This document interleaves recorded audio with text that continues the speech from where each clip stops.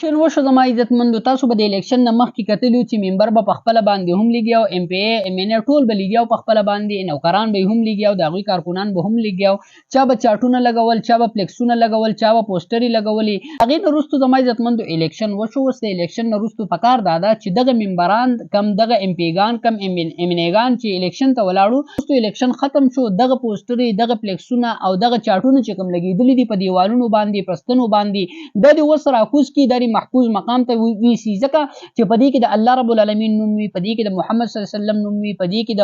زمونږ د کوم چې غټې هستۍ دي د هغوی نومونه وي نو د الله رب العالمین د محمد صلی الله علیه وسلم د نوم د هغې بې حرمتۍ کېږي لکه عصمت الله واخله رحیم الله واخله محمد وسیم واخله محمد عاصم واخله داسې قسمه قسم خلک چې کوم دی هغه په الیکشن کې ولاړو او د هغوی نومونه دي دا چې د هغې په نوم کې د الله نوم د محمد صلی الله علیه وسلم نوم راځي نو هغه فلیکسونه او هغه چاټونه چې کوم دي هغه بیا ښکته راغورځېږي او په هغې باندې خلک خپېږدي په یو نالۍ کې پروت دي په بله نالۍ کې پروت دي په روډونو باندې به تاسو لیدلي وي نو د الله رب العالمین د نوم او د محمد صلی الله علیه وسلم د نوم بې حرمتي ده نو پکار ده چې په دې باندې زر تر زره اکشن واخیستلی شي او دا چې کوم دی نو راکوز کړلی شي که تاسو زما سره زما په دې خبره باندې متفق یې نو ویډیو د خپلو ملګرو سره شیر کړئ ویډیو لایک کړئ او کمنټس چې کوم دی هغه هم وکړئ دوی ته به پته ولګي چې او په دې پیغام کې په دې کې چې کوم دی نو هغه وزن شته نو په دې باندې به کار وشي السلام علیکم ورحمة الله وبرکاته